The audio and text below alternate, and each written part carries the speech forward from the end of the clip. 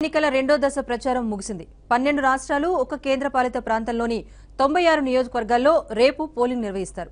ఇందుకోసం ఈసీ అన్ని ఏర్పాట్లు చేస్తోంది.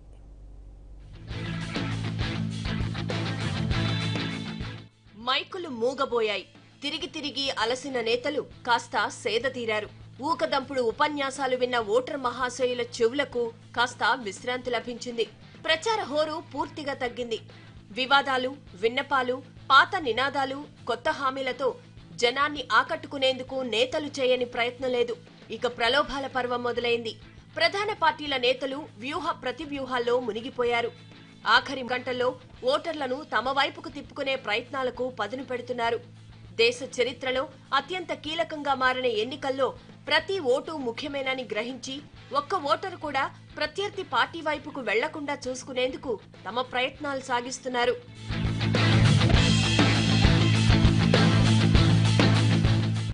తమిళనాడు మొత్తం ఒకే దశలో పోలింగ్ జరుగుతోంది.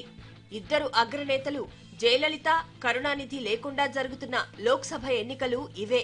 అన్నాడీఎంకే, డీఎంకే చెరో కూటమిగా ఏర్పడి ఈ ఎన్నికల్లో పోటీ చేస్తున్నాయి. అన్నాడీఎంకే కూటమిలో బీజేపీ ఉండగా డీఎంకే ఫ్రంట్ లో కాంగ్రెస్ ఉంది. అన్నాడీఎంకే, డీఎంకే చెరి 20 నియోజకవర్గాల్లో పోటీ చేస్తున్నప్పటికీ 9 నియోజకవర్గాల్లో మాత్రమే ముఖాముఖి పోటీ ఉంది.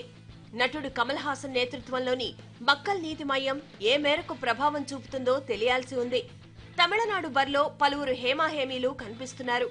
బీజేపీకి చెందిన కేంద్ర మంత్రి పొన్ రాధాకృష్ణన్, చెన్నై సెంట్రల్లో పోటీ చేస్తున్న కేంద్ర మాజీ మంత్రి దయానిధి మారన్ సహా పలువురు వీఐపీలు బరిలో ఉన్నారు.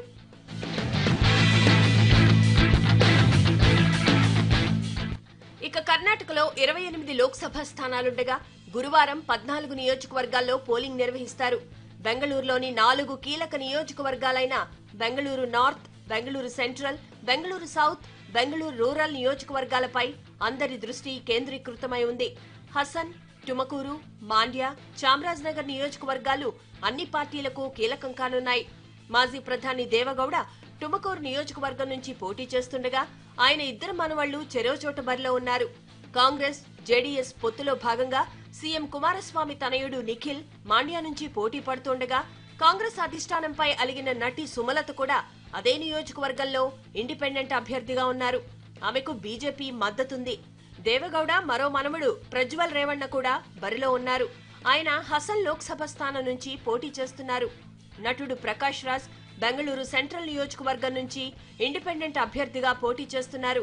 ఆయనపై కోడ్ ఉల్లంఘన కేసు కూడా నమోదైంది.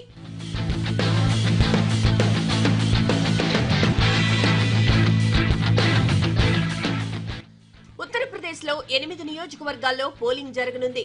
అక్కడ ఆగ్రా, ఫతేపూర్ సిక్రీ, మధుర, హత్రాస్, అలీగఢ్, బులంద్షహర్, అమ్రెహా, నగీనా నియోజకవర్గాల్లో పోలింగ్ జరగనుంది.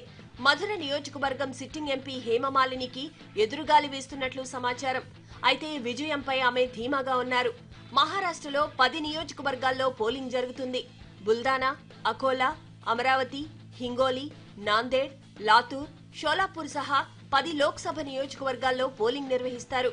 అసోం, బీహార్, ఒడిశాలో 5 స్థానాలకు, ఛత్తీస్గఢ్, పశ్చిమ బెంగాల్లో 3 చోట్ల, జమ్మూ కాశ్మీర్లో 2 చోట్ల, మణిపూర్, త్రిపురలో 1 చోట పోలింగ్ నిర్వహిస్తారు. పుదుచ్చేరిలో 1 చోట పోలింగ్ జరుగుతుంది.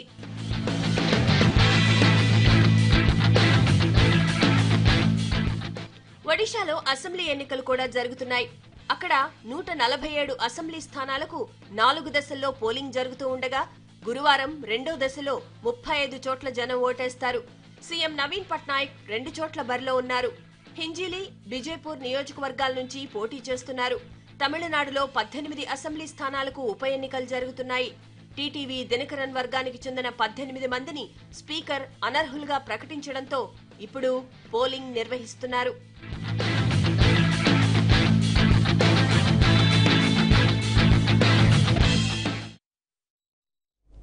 ఇక